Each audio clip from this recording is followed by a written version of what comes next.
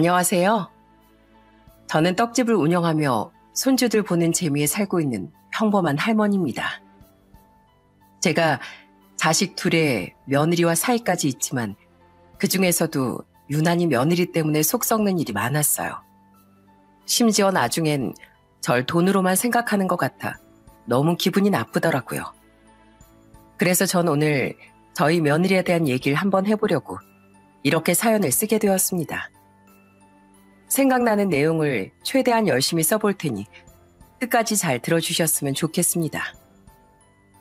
저는 20대 후반에 남편과 결혼해 아들 하나, 딸 하나를 낳았습니다. 저희 남편은 서울에서 공장을 다녔고 저는 집에서 애들을 키우며 알뜰하게 살았어요. 남편이 출근할 땐 저희 애들이 달려나가서 두 손 모으고 인사를 했는데 그때마다 저희 남편의 입이 귀에 걸리더라고요. 아빠, 잘 다녀오세요. 오늘도 화이팅! 그래, 아빠가 너희들 말대로 오늘도 꼭 화이팅 할게.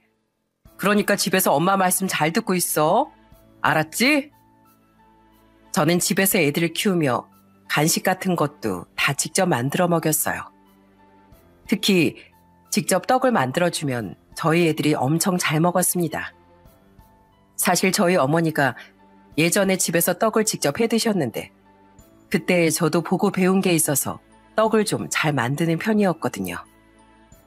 엄마, 나 시루떡 또 주세요. 우유랑 같이 먹으니까 배 터질 때까지 먹을 수 있을 것 같아요. 아유, 너무 많이 먹다가 배탈 나면 큰일 나. 엄마가 조금만 더 잘라줄 테니까 이것만 먹고 남은 건 나중에 먹어. 알았지? 그 후 저희 애들이 둘 다 초등학교에 들어가고 나서부턴 저도 돈을 벌어야겠다는 생각에 동네에 떡집을 차리게 되었습니다. 그런데 막상 장사를 시작해보니까 할 일이 엄청 많더라고요. 새벽에 나가서 쌀도 갈고 떡도 만들어서 찌고 진열도 하고 정말 눈코 뜰 새 없이 바빴습니다. 저는 떡집을 홍보하기 위해 떡집 앞에 지나가는 사람들한테 맛보기로 하나씩 나눠주기도 했어요. 떡 한번 잡수고 가세요. 여기 꿀떡도 있고 시루떡이랑 절편도 있습니다. 어머, 여기 꿀떡 진짜 달달하고 맛있다. 사장님, 혹시 백설기도 해요? 좀 있으면 저희 딸 100일인데 주문할까 해서요. 그럼요, 당연히 백설기도 하죠. 단체 주문도 가능하니까 미리 연락만 주시면 준비해 놓을게요. 종류를 여러 개 해야 하다 보니까 손이 더 많이 가고 가끔씩 단체 주문이라도 들어오면 정말 혼이 다 빠지는 기분이었어요. 혼자 하다 보니까 밥 먹을 시간도 별로 없어서 만들어 놓은 떡을 대충 주워 먹으며 배를 채웠습니다. 그런데 제가 그렇게 고생하니까 저희 남편이 옆에서 참 많은 힘이 되어주더군요. 집에서 제 어깨를 주물러 주기도 하고 가끔씩은 퇴근하고 저희 떡집에 와서 제가 뒷정리하는 걸 도와주기도 했어요. 여보, 집에 일찍 가서 쉬지. 뭐하러 여기에 왔어? 뒷정리 나 혼자 해도 되니까 얼른 먼저 들어가. 아니야, 당신이 나보다 일찍 출근해서 늦게 퇴근하는데 내가 도와줄 수 있는 건 도와줘야지. 그나저나 오늘도 떡이 거의 다 팔렸네. 역시 당신이 만든 떡이라 그런지 인기가 참 많은가 봐. 저는 떡집에서 힘들게 일하면서 돈 한 푼이 소중하다는 생각이 예전보다 더 많이 들었어요. 그래서 식재료 하나 살 때도 100원 하나까지 다 비교해보고 사고 애들 옷은 사줘도 제 옷은 안 사 입었습니다. 저희 남편도 은근히 구두쇠라 저처럼 엄청 아껴 쓰더라고요. 제가 용돈을 쓰라고 주면 그걸 꼭 반만 쓰고 반은 남겨서 저축을 하는 거예요. 저는 큰 돈은 아니지만 그래도 통장에 돈이 차곡차곡 모여가는 게 참 뿌듯하고 좋았습니다. 그래서 저희 애들한테도 돈을 아껴 쓰는 법을 늘 가르쳐줬어요. 얘들아, 이제부턴 엄마가 용돈 주면 그냥 막 쓰는 게 아니라 가계부를 쓰는 거야. 알았지? 그래야 한 달이 지나고 나서 내가 어디에 얼마나 썼는지 알고 돈 쓰는 습관을 바로잡을 수가 있는 거거든. 그렇게 전 애들한테도 경제 교육을 확실히 시키고 남편과 열심히 일해서 돈도 정말 알뜰하게 모았습니다. 그렇게 남편과 둘이 번 돈으로 저희 애들 둘 다 대학에 보낼 수 있게 되었어요. 저희 딸은 특히 공부를 잘했는데 서울권 대학에 가서 성적으로 장학금도 탔답니다. 그때 저희 딸이 얼마나 대견하고 예뻤는지 몰라요. 성지야, 정말 잘했다. 엄마가 너 장학금 탔으니까 선물로 갖고 싶은 거 하나 사줄게. 그러니까 평소에 너 갖고 싶은 거 있었으면 뭐든지 얘기하렴. 엄마, 장학금 타서 등록금 아꼈는데 그 돈을 뭐하러 또 써요. 그냥 난 오늘 치킨 한 마리 시켜주면 그걸로 만족해요. 그러니까 등록금 아낀 돈으론 나중에 엄마 아빠 노후에 보태서 쓰세요. 저희 딸은 치킨 한 마리로 된다고 했지만 전 그래도 열심히 공부한 딸을 위해 백화점에서 옷과 운동화를 사다 줬습니다. 어른스럽게 자란 저희 딸이 너무 예쁘고 대견했거든요. 그런데 그렇게 온 가족이 알뜰하게 살다 보니 저희 집에 좋은 일이 생기게 되었습니다. 저희 애들이 대학을 졸업할 때쯤 저와 남편이 열심히 모은 돈으로 3층짜리 작은 빌라 건물 하나를 사게 되었거든요. 1, 2층은 세를 주고 저희 3층에 들어가 살게 되었는데 이사를 가던 날 너무 기뻐서 가족끼리 파티까지 했답니다. 엄마, 아빠, 그동안 피땀 흘려 고생하셨는데 이렇게 결실 이루게 되신 거 정말 축하드려요. 이젠 이 건물에서 세 받으면서 살면 되니까 노후 걱정은 없으시겠어요. 그럼 이젠 이 건물이 있으니 한시름 놓을 수 있게 되었구나. 그나저나 나보단 네 아빠가 훨씬 더 고생을 많이 했지. 나야 워낙에 떡 만드는 걸 좋아하는 사람이라 떡집에서 일하면서도 참 즐거웠지만 네 아빠는 공장에서 힘든 일 다 하면서 엄청 고생하셨잖니. 아유, 내가 고생을 하기 뭐래. 가장으로서 그 정도는 당연히 해야 되는 거지. 그리고 내가 아무리 열심히 벌었어도 당신이 살림을 알뜰하게 해주지 않았으면 우리가 이런 좋은 날을 맞을 수 없었을걸. 그 후 저희 남편은 공장 일을 그만두고 저와 같이 떡집을 운영하기 시작했어요. 이제 나이가 있다 보니 계속 몸 쓰는 일을 하는 것도 힘들고 마침 저도 단체 주문이 많아져서 일손이 모자랐거든요. 그래도 예전부터 남편이 저희 떡집에 와서 일을 간간히 도와줬었기 때문에 금방 적응하고 재밌게 일을 하더라고요. 그렇게 한층 더 행복해진 저희 집에 또 한 번 좋은 소식이 찾아왔습니다. 저희 딸이 대학을 졸업하고 꽤 이름 있는 중견기업에 들어갔는데 같은 직장에서 만난 남자와 20대 후반에 결혼을 하게 되었거든요. 그런데 사이가 저희 집에 정말 잘하더라고요. 어머님, 아버님, 제가 홍삼 좀 사왔는데 오늘부터 꼬박꼬박 챙겨 드세요. 원래 어머님, 아버님 연세엔 기력 보충하는 게 되게 중요하잖아요. 아유, 지난번에도 영양제 잔뜩 사다 줬으면서 이번에도 홍삼이야? 내가 자네 덕분에 아주 100살까지 살겠어. 에이, 100살까지만 살지 마시고 건강하게 120살까지 사셔야죠. 저도 똑같이 건강관리 열심히 해서 그때까지 어머님, 아버님 오시고 아주 전국 팔도를 돌아다니겠습니다. 사위는 저와 남편의 생일 때도 용돈을 턱턱 주고 저희 부부의 결혼 기념일엔 둘이 오붓하게 시간을 보내라고 2박 3일 국내 여행도 보내주더라고요. 그런데 그 모습을 보면서 저희 아들이 은근히 주눅들어하는 것 같았어요. 아휴, 나도 매제처럼 돈을 잘 벌었으면 좋았을 텐데 내가 능력이 없어서 효도도 못하는 것 같아서 매제 보기 민망해 죽겠어. 형님, 무슨 말씀을 그렇게 하세요. 다 자기 상황에 맞춰서 하면 되는 거죠. 형님도 지금 남부럽지 않게 효도 많이 하고 계시잖아요. 사실 저희 아들이 그렇게 주눅들어 있었던 이유는 따로 있었어요. 둘 다 중견기업에 다니는 저희 딸 부부와는 달리 저희 아들은 조그만 중소기업에 다녔거든요. 그런데 다니던 회사가 어려워져서 어쩔 수 없이 그만뒀는데 이직이 생각보다 잘 안 돼서 몇 달씩 시간을 허비하게 되었어요. 그런데 그렇게 들어간 두 번째 회사에서 또 사고가 터졌다는 거예요. 어머니, 저 진짜 속상해 죽겠어요. 처음 다녔던 회사에서도 월급이 몇 달씩 밀려서 엄청 힘들었는데 이번에 들어간 회사에서도 다른 직원이 사고를 크게 치는 바람에 지금 회사가 망하게 생겼단 말이에요. 여기 들어가는 것도 엄청 힘들었는데 저 또 실직하면 어떻게 해요? 결국 아들이 다니던 두 번째 회사도 망하게 되고 아들은 맨날 술만 마시며 힘들어했어요. 그러다가 결국 세 번째 회사에 들어가게 되었는데 다행히 거기에선 별 사고 없이 자리를 잡고 잘 다니더라고요. 그제서야 저와 남편도 안도감에 가슴을 쓸어내리게 되었답니다. 그렇게 회사를 열심히 다니던 저희 아들이 30대 초반에 결혼할 여자를 집에 데려왔어요. 예비 며느린 아들보다 1살 어렸는데 미용실에서 일한다고 하더라고요. 얘기를 들어보니까 친정이 시골에 있고 형편도 어렵다고 하더군요. 그래도 첫인상도 너무 밝고 싹싹하게 잘 얘기하는 모습에 마음이 들어 결혼을 허락하게 되었습니다. 그 후 상견례했는데 안사돈께서 이러시더라고요.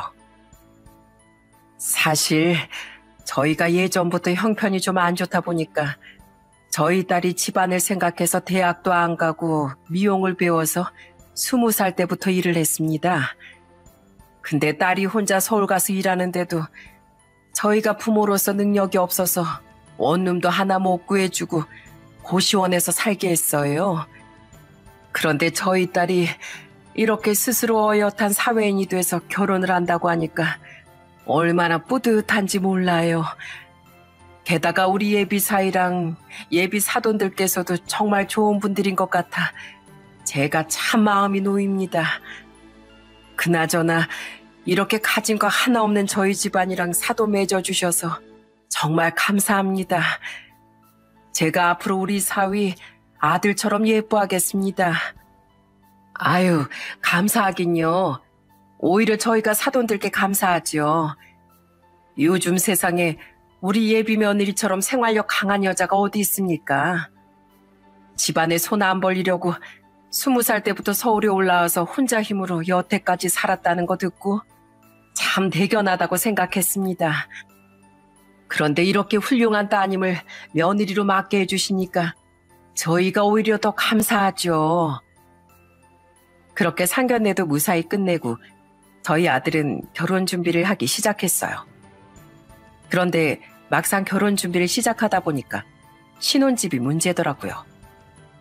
아들과 예비 며느리 둘 다 직장이 서울인데 모은 돈이 둘 다 없다 보니 서울에서 집 구하기가 하늘의 별 따기였거든요. 그것 때문에 저희 아들 표정이 한동안 계속 안 좋았습니다. 성희가 오늘도 괜찮은 집 못 본 거니? 하기야 서울 집값이 한두 푼도 아닌데 구하기가 여간 힘든 게 아니겠지. 그러게요. 저희가 가진 돈으론 기껏해야 원룸 월세나 반 지하방 정도밖에 못 들어갈 것 같아요. 주희도 그동안 일하면서 집에 생활비 보내느라 모은 돈이 없고 저도 회사가 몇 번 망하는 바람에 실직 생활이 길어서 돈을 별로 못 모았잖아요.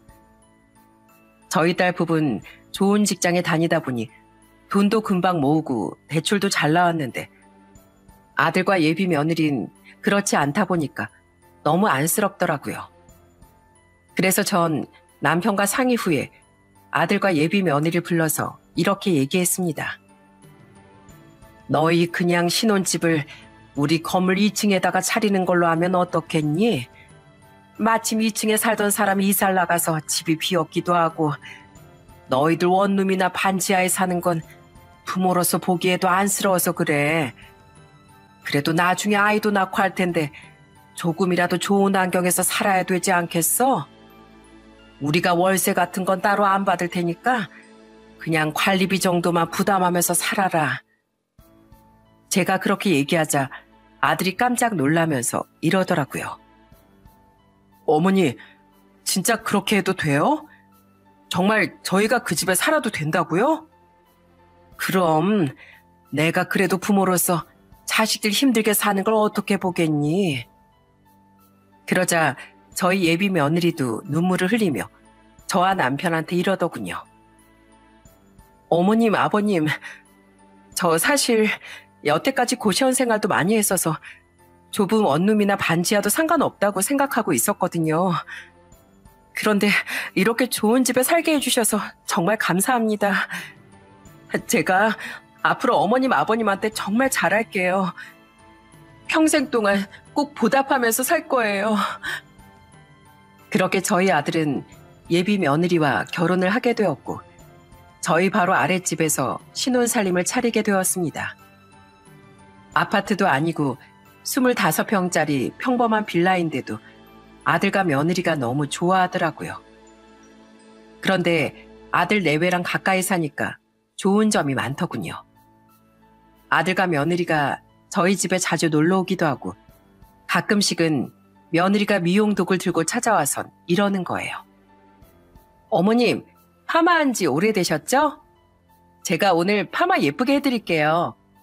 아참, 이따 아버님도 제가 눈썹 멋있게 다듬어 드릴 테니까 조금만 기다리세요. 뭐?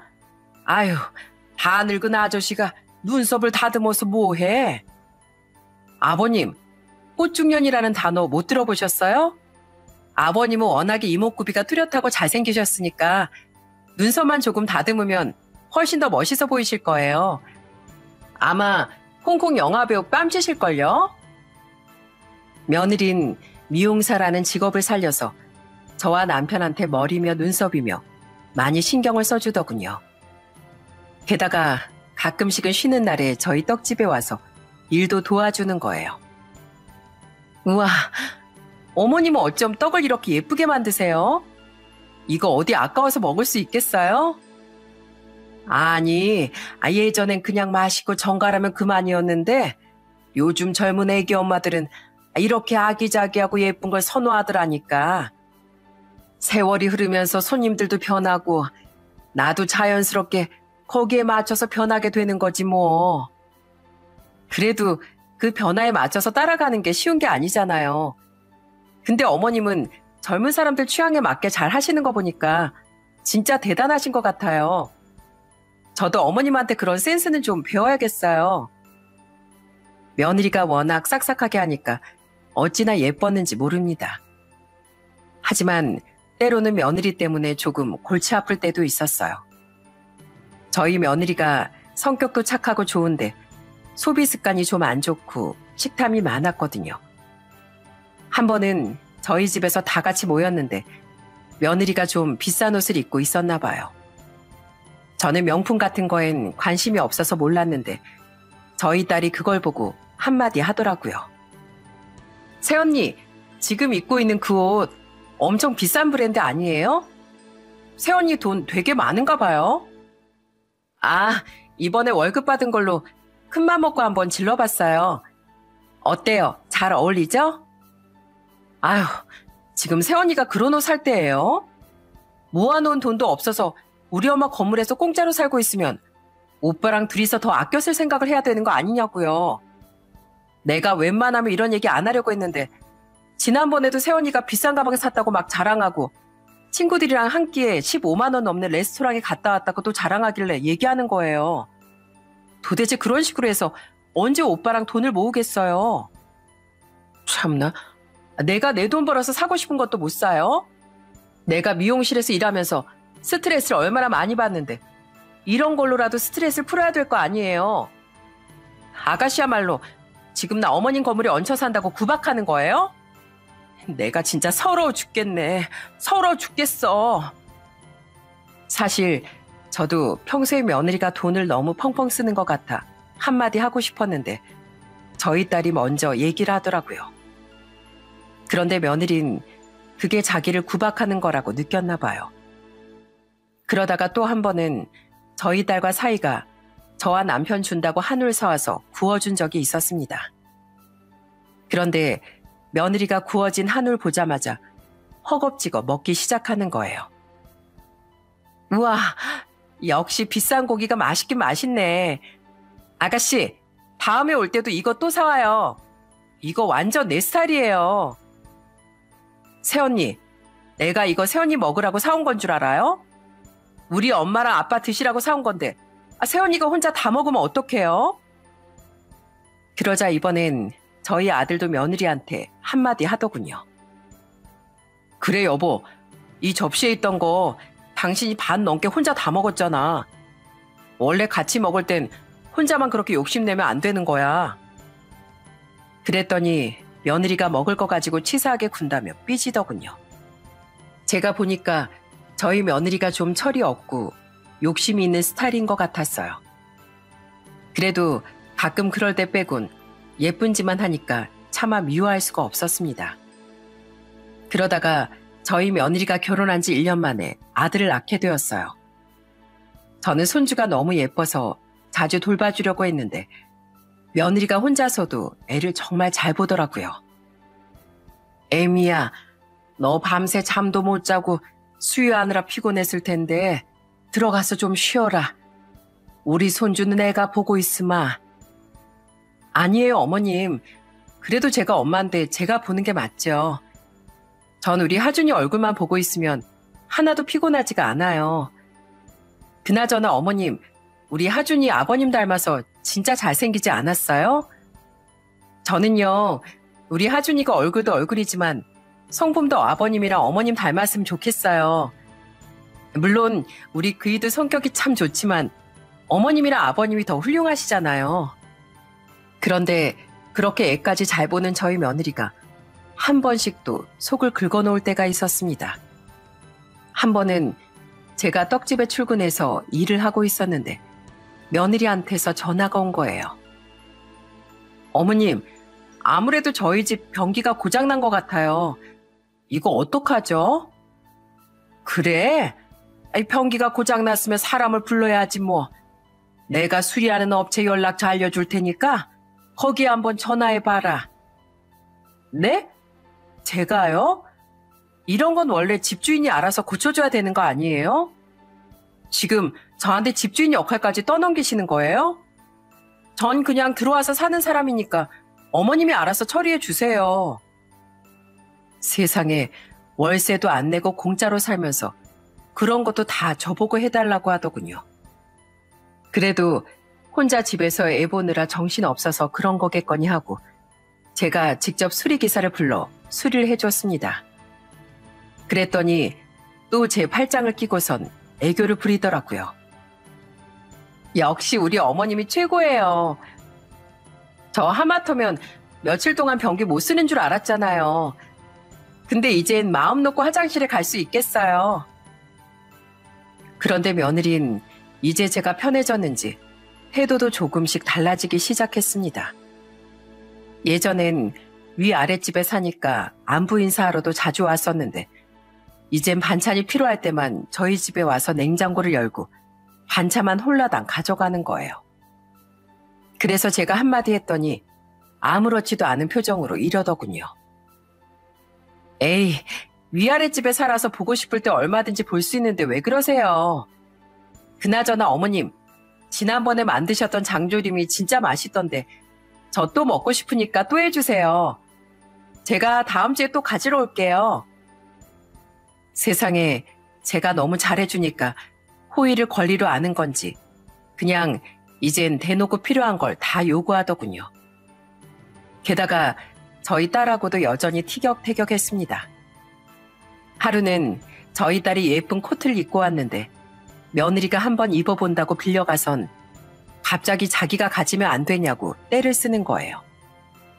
그래서 저희 딸이 안 된다고 했더니 입을 삐죽 내밀면서 이러더군요. 아유, 치사해서 정말. 아가씨는 돈 잘 벌어서 이런 거 또 살 수 있으면서 너무한 거 아니에요? 겨우 옷 가지고 유세나 떨고 됐으니까 도로 가져가요. 며느리가 하도 그러니까 저희 딸이 며느리가 있을 땐 저희 집에 안 온다는 얘기까지 하더라고요. 그런데 며느리는 그렇게 심술궂게 굴다가도 또 하루는 살갑게 굴면서 오락가락한 모습을 보였습니다. 그러다 보니까 제가 어느 장단에 맞춰야 될지 너무 어려웠어요. 저희 아들도 중간에 껴서 참 난처해 하더라고요. 그러다가 저희 손주가 어린이집에 갈 때쯤 며느리가 저와 남편을 찾아와서는 이러는 거예요. 어머님, 아버님, 이제 우리 하준이도 어린이집 들어가니까 저도 다시 일을 해야 될 것 같아요. 근데 사실 저 예전부터 미용실 차리고 싶었거든요.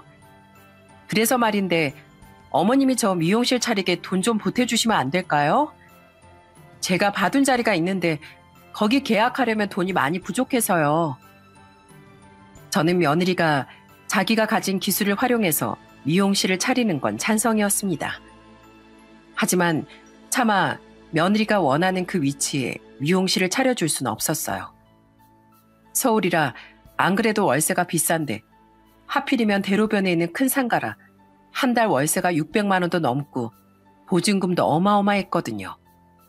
게다가 평소에 며느리가 돈을 너무 펑펑 쓰고 경제관념도 없는 것처럼 보여서 못 믿었기도 했습니다. 나도 도와주고 싶은데 아무래도 안 되겠다. 요즘에 우리 떡집도 예전만큼 장사가 안 돼서 힘들거든. 아니, 그래도 어머님은 빌라 건물도 갖고 계시니까 도와주실 수 있는 거 아니에요? 다른 사람도 아니고 며느리가 큰맘 먹고 미용실 한번 해보겠다는데 당연히 돈 보태주셔야 되는 거 아니냐고요. 도대체 누가 그걸 당연하다고 하니? 그리고 너도 미용실을 처음 차리는 거니까 처음부터 그렇게 크게 하는 것보단 작게 시작하는 게 오히려 나을 수도 있어. 일단 작게 시작해서 미용실 운영하는 노하우도 쌓고 규모를 점점 늘려가면 되는 거잖니. 저랑 남편이 끝까지 안 된다고 하니까 며느리가 또 입을 잔뜩 내밀고선 집에 돌아가더군요. 결국 저희 며느리는 자기가 여태까지 모은 돈에다 대출을 받아서 미용실을 작게 차리게 되었어요. 그런데 제가 큰 미용실을 안 차려준 게 불만이었는지 그 뒤부터 저한테 자꾸 툴툴거리더라고요. 애미야, 미용실 오픈 준비는 잘 돼가니? 인테리어도 해야 되고 신경 쓸 게 많지? 어머님, 제가 알아서 할 거니까 신경 쓰지 마세요. 그리고 어머님은 떡집이나 차려보셨지 미용실 같은 건 해보지도 않으셨으면서 제가 뭐 말하면 알긴 아세요? 게다가 제가 혹시 집에 뭐 불편한 건 없냐고 물어보면 또 불만 가득한 목소리로 저한테 이러더라고요. 어차피 말해도 안 해주실 거면서 왜 물어보세요? 지난번에 변기 고장났을 때도 저보고 알아서 하라고 하셨다가 제가 졸라서 겨우 해주신 거잖아요. 집주인 역할도 제대로 안 해주시면서 괜히 쓸데없이 이것저것 참견하지 좀 마시라고요. 며느리가 자꾸 그러니까 저희 아들과 남편이 한마디씩 하더군요. 당신 우리 어머니한테 도대체 왜 그래? 어머니가 뭐 필요한 거 있으면 해주시려고 여쭤보시는 건데 꼭 말을 그런 식으로 해야겠어? 그래, 애미 너 자꾸 그런 식으로 하면 앞으로 필요한 거 있다고 해도 아무것도 안 해줄 거야. 집주인 역할도 안 해준다면서 시애밀 무시하는데 우리도 그런 너한테 잘해줄 필요는 없는 거지 않니? 전 그래도 며느리가 잠깐 삐져서 그러는 거겠거니 하고 이해해보려고 했어요. 그래서 며느리가 미용실을 오픈했을 때도 축하해주고 싶어서 직접 만든 떡을 싸들고 미용실로 찾아갔습니다. 그런데 가보니까 미용실에 며느리의 지인들이 많이 와 있더라고요. 어머님 오셨어요? 여긴 어쩐 일이세요? 아, 너 개업 축하하는 의미로 떡 좀 만들어서 가져왔다. 그나저나 인테리어를 참 예쁘게 잘 해놨구나. 아, 그러세요? 근데 저 지금 친구들이랑 중요한 얘기 중이라서요. 떡은 그쪽에 놔두시면 돼요. 며느린 그렇게 얘기하더니 다시 친구들과 웃으며 수다를 떨더군요.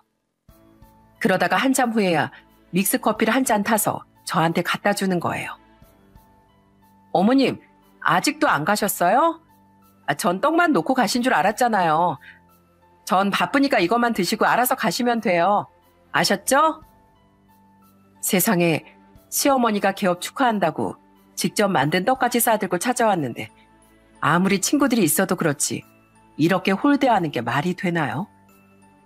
게다가 떡을 줬는데 고맙다는 얘기도 안 하고 그냥 옆에 떡 하니 방치해 놓더라고요. 심지어 친구들과 수달 떨면서 은근히 저한테 빨리 가라고 눈치를 주는 게 너무 괘씸했습니다. 그래서 전 커피를 마시기도 싫어서 그냥 자리에서 벌떡 일어나 며느리한테 이렇게 얘기했어요. 그래, 며느리가 시애미를 반기지도 않는데 난 그냥 가봐야겠다.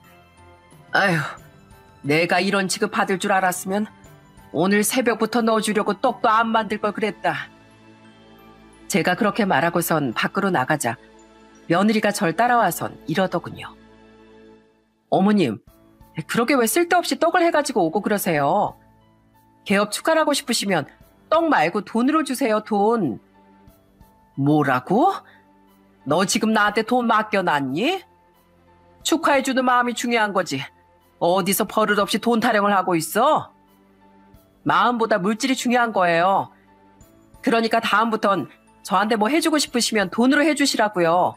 아셨어요? 며느린 그렇게 말하고선 미용실 문을 쾅 닫고 들어가더군요. 저는 너무 황당하고 어이가 없어 할 말을 잃어버렸습니다. 세상에 전 그래도 아들과 며느리 편하게 살라고 집까지 공짜로 살게 해줬는데 어떻게 저한테 이런 취급을 할 수가 있나요? 저는 며느리가 너무 괘씸해서 도저히 가만히 있을 수가 없겠더라고요. 그래서 그날 남편과 상의해서 며느리 버릇을 고쳐주기로 했습니다. 며느리가 놀랄 만한 깜짝 선물을 보내버리기로 했죠. 그래서 전 공책에다가 퇴거 요청서를 작성해 퀵으로 며느리네 미용실에 보내버렸어요. 이렇게 괘씸한 며느리한테 더 이상 배려를 해주고 싶지 않았거든요. 그런데 그 퇴거 요청서를 받은 며느리가 퇴근하고 저희 집에 와선 아주 울고불고 난리를 치더라고요. 어머님, 이거 뭐예요? 지금 저희 보고 집에서 나가라는 거예요? 저희 여기 아니면 갈 데 없는 거 뻔히 아시면서 이러시는 게 어딨어요. 진짜 너무하시는 거 아니냐고요. 너무하긴 뭘 너무해? 내가 너희들 편하게 살라고 돈도 안 받고 우리 건물에서 살게 해주는 건데 넌 날 시애미로도 안 보고 돈으로만 생각하잖아. 그러니까 나도 그냥 너네 내쫓고 다른 세입자 구해서 월세나 받아 먹어야겠다. 그러니까 잔말 말고 그 집에서 당장 나가. 그렇게 며느리와 실랑이를 하고 있는데 약속이 있어서 조금 늦게 퇴근한 아들도 이 소식을 듣고 저희 집에 찾아왔어요. 어머니, 이게 도대체 무슨 일이에요? 이 사람한테 퇴거 요청서를 보내셨다면서요? 그래, 보냈다. 네 마누라는 꼬라지 때문에 속이 터져서 살 수가 없으니까 그냥 나가라고 했다. 그러자 저희 남편도 크게 화를 내면서 이러더군요. 성익이 너, 그러게 평소에 마누라 간술 잘했어야지. 왜 이런 사단을 만들어?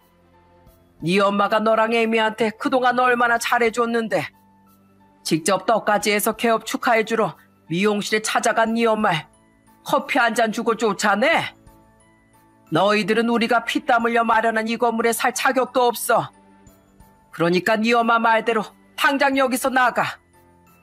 내일이라도 바로 부동산에 얘기해서 집 뺀다고 얘기할 테니까. 남편이 그렇게 얘기했더니 아들이 얼굴이 시뻘개져서는 며느리한테 화를 내더군요. 당신 도대체 이게 무슨 말이야? 우리 어머니가 떡까지 해서 찾아갔는데 커피만 드리고 쫓아냈다고? 내가 당신 보고 제발 사고 좀 치지 말라고 했지? 제발 입 조심 행동 조심하라고 했잖아. 당신 우리 여기서 쫓겨나면 갈 데 없는 거 알아 몰라? 요즘에 서울의 집값이 얼만데 당장 어디로 가냔 말이야? 그러자 며느린 당황해서 우물쭈물 아무 말도 못하고 아들은 저희한테 싹싹 빌기 시작하더군요. 어머니, 아버지, 제가 정말 잘못했습니다. 제가 이 사람이 그러지 못하게 말렸어야 하는데 그러지 못한 제 잘못이에요. 그러니까 이번 한 번만 용서해 주시면 안 될까요? 아직 우리 하준이도 어린데 갑자기 나가라고 하시면 저희는 어떡해요? 됐다. 나도 그동안 많이 참고 얘기하는 거니까 그냥 오늘부로 짐 빼라. 네 마누라가 맨날 버릇없게 행동하고 쌈딱처럼 우리 딸하고도 맨날 쌈박질만 하는 게 난 아주 골치 아파 죽겠으니까 당장 나가라고. 어머니. 아들과 며느리가 계속 애원했지만 저와 남편은 결국 아들 부부를 내쫓았어요. 나머지 살림살이는 나중에 보내줄 테니 일단 간단한 짐만 싸서 나가라고 했습니다. 그런데 그렇게 쫓겨난 며느리가 그 다음 날부터 저한테 자꾸 전화해서 한 번만 봐달라고 사정을 하는 거예요. 어머님, 진짜로 부동산에 집 내놓으셨어요? 저 다시는 어머님한테 함부로 안 할 테니까 제발 이번 한 번만 용서해 주세요. 저희 어제 갈 데가 없어서 급하게 숙박업소에서 하루 묵었었는데 언제까지 계속 이런 곳에서 지낼 수는 없는 거잖아요. 그러게 내가 내 건물에서 편하게 살 수 있게 해줬을 때 잘했어야지. 너 그동안 네 멋대로 행동하고 욕심 부리다가 가족 간에 분란 일으킨 게 한두 번이냐? 게다가 월세도 안 내는 주제에 권리는 권리대로 다 주장하고 심지어 날 돈으로만 취급했지? 그건 정말 잘못했어요. 제가 다시는 안 그럴게요. 네? 저 진짜 반성했으니까 한 번만 용서해 주세요. 하지만 저는 끝까지 며느리를 봐주지 않았습니다. 그러자 아들도 저한테 전화해서 이러더라고요. 어머니 심정은 충분히 이해하는데 그래도 저희 와이프가 잘할 땐 잘하잖아요. 사람이 매번 잘할 수만은 없는 거니까 한 번만 이해하고 넘어가 주시면 안 될까요? 안 그래도 제가 요즘에 와이프한테 잘못한 거 단단히 일러주고 있고 또 본인도 반성한다고 하니까 제발 한 번만 용서해 주세요. 하지만 전 아들 역시 받아주지 않았습니다. 그리고 그건 저희 남편도 마찬가지였어요. 그런데 아들과 며느리가 집에서 쫓겨난 지 2주 정도 됐을 때 갑자기 손주까지 데리고 저희 집에 찾아왔더군요. 며느린 제 앞에서 무릎을 꿇더니 펑펑 울면서 이러더라고요. 어머님, 제가 정말 잘못했어요. 어머님도 아시다시피 제가 어릴 때부터 너무 가난하게 살다 보니까 평소에 돈에 대한 집착이 좀 심해졌나 봐요. 게다가 처음엔 맨날 고시원에 살다가 어머님네 건물에서 사니까 너무 좋았는데 그게 몇 년 지나니까 익숙해져서 당연한 건 줄 착각했었나 봐요. 어머님이랑 아버님이 절 안쓰럽게 여기시고 은혜를 베풀어 주신 건데 그것도 모르고 함부로 행동해서 정말 죄송해요. 저 다시는 안 그럴게요. 다시는 안 그런다는 말을 내가 어떻게 믿어? 그리고 그렇게 가난하게 살아서 힘들었다는 애가 남의 돈은 아무것도 아닌 걸로 보이디? 너 내가 미용실 안 차려줬다고 그때부터 나한테 기분 나쁘게 굴고 떡 같은 거 해오지 말고 돈이나 달라는 막말까지 했잖아. 그건 제가 어머님한테 너무 서운해서 그랬어요. 저도 제 일에 욕심이 있는 사람이고 진짜로 그 대로변에서 미용실 크게 차리면 잘할 자신이 있었단 말이에요. 그리고 어머님이 도와주시면 당연히 그 돈도 제가 벌어서 갚으려고 했는데 어머님이 저 못 믿어 하셔서 너무 섭섭하고 속상했어요. 그래서 저도 모르게 자꾸 어머님한테 그렇게 말을 안 좋게 했었나 봐요.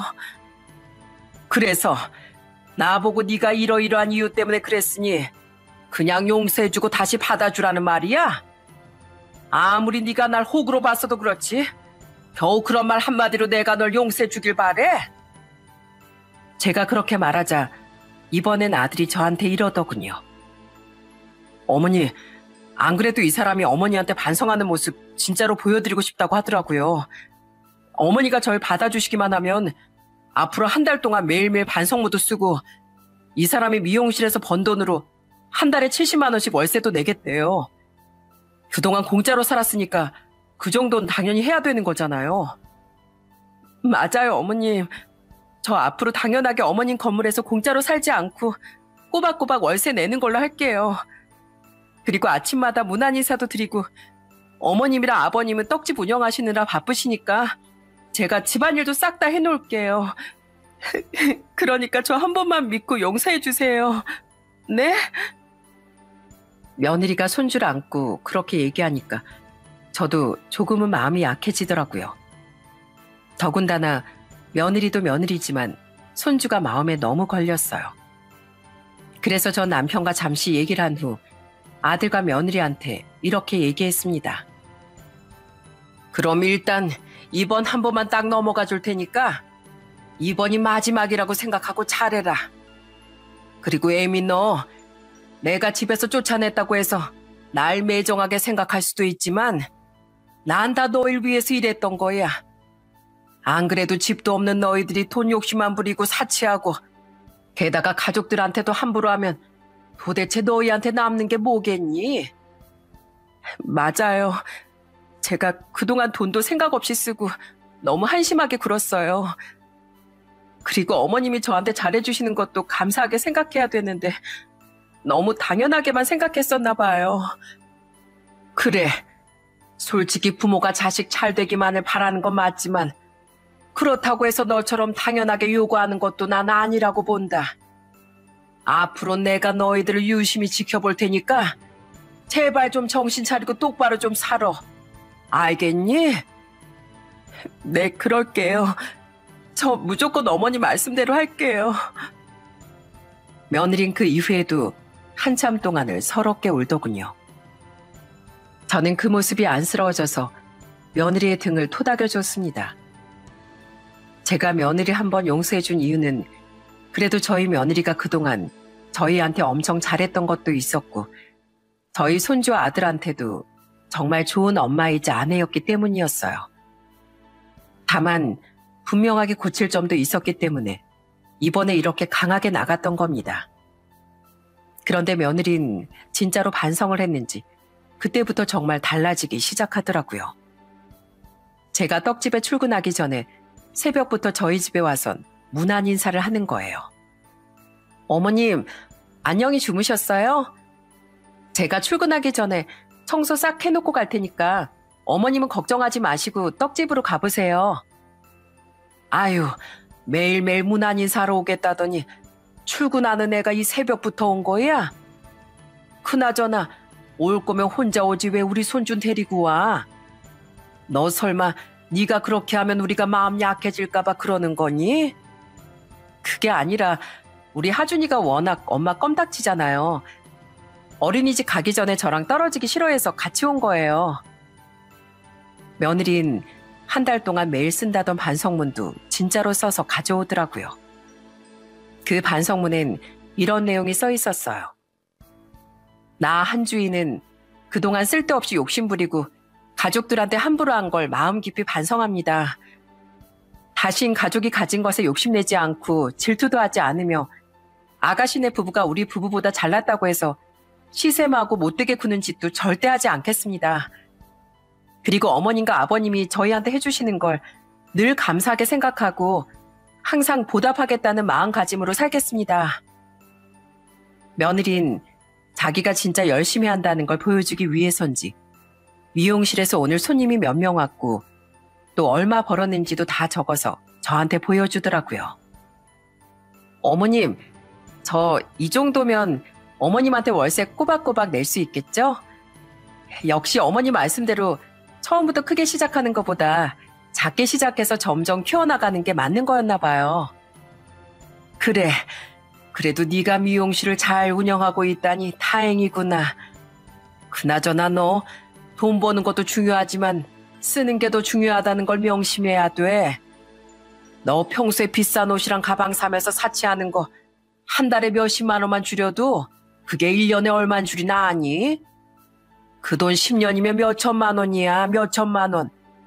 그거면 나중에 우리 손주 대학 등록금도 해결할 수 있는 돈이라고. 알았어요. 저 안 그래도 이제 사치 안 하려고 노력하고 있어요. 제가 암만 열심히 일해서 돈 벌어봤자 쓸데없는 물건 사면서 다 써버리면 남는 게 아무것도 없는 거잖아요. 그래, 잘 생각했다. 그리고 네가 미용실 운영하면 운영할수록 깨닫는 게 더 많을 거야. 네가 지금은 미용실을 작게 운영하니까 그래도 나갈 거 나가고 남는 게 있는 거지. 만약에 처음에 얘기했던 대로 그렇게 크게 시작했으면 너 유지나 할 수 있었을 것 같아? 직원도 훨씬 많이 써야 하고 월세 관리비도 몇 배로 내야 하는데 처음부터 그렇게 하는 건 아무리 생각해도 무리였어. 그것도 알죠. 제가 아무래도 그때 저 자신을 과대평가했나 봐요. 어머님은 보시는 눈이 이렇게 정확한데 왜 제가 그때 어머님 말씀을 잔소리라고만 생각했을까요? 저 앞으로 어머님이 하시는 말씀 사소한 거 하나까지 다 새겨들을 거예요. 그러니까 어머님도 저 미워하지 마세요. 아셨죠? 며느리가 예전처럼 애교 있게 그렇게 하니까 저도 마음이 스르륵 풀어지더군요. 사실 저는 며느리가 끝까지 반성을 안 하면 진짜로 집에서 쫓아내려고 했어요. 솔직히 제 입장에서도 다른 세입자를 받으면 꼬박꼬박 월세가 들어오니까 더 이득인 상황이었거든요. 하지만 며느리가 변하려고 노력하는 모습을 보니 용서해주길 참 잘했다는 생각이 들더군요. 그렇게 시간이 흘러 벌써 3년이 지났는데 저희 며느리는 완전히 다른 사람이 되었습니다. 며느리 싫어해서 집에도 잘 안 오던 저희 딸이 인정할 정도였어요. 하루는 저희 딸이 저한테 전화해서는 이러는 거예요. 엄마, 오늘 새언니가 저한테 선물 보낸 거 알아요? 글쎄 얼마 전에 저 직장에서 승진했다고 축하한다면서 향수를 사서 보낸 거 있죠? 예전에 나 돈 잘 번다고 질투하고 시기만 하더니 이번엔 진심으로 축하해주고 말도 예쁘게 하더라고요. 어머, 그게 정말이니? 아휴, 우리 며느리가 이제 진짜로 너한테까지 마음 곱게 쓰기로 마음 먹었나 보다. 그러니까요. 그리고 저보고 나중에 애들까지 데리고 다 같이 놀러 가자고 하더라고요. 자기가 직접 도시락까지 싸겠다면서요. 세상에, 우리 새언니 진짜 많이 변한 거 아니에요? 그렇게 며느리는 저희 딸하고도 관계를 회복하고 이젠 허물없이 잘 지내고 있답니다.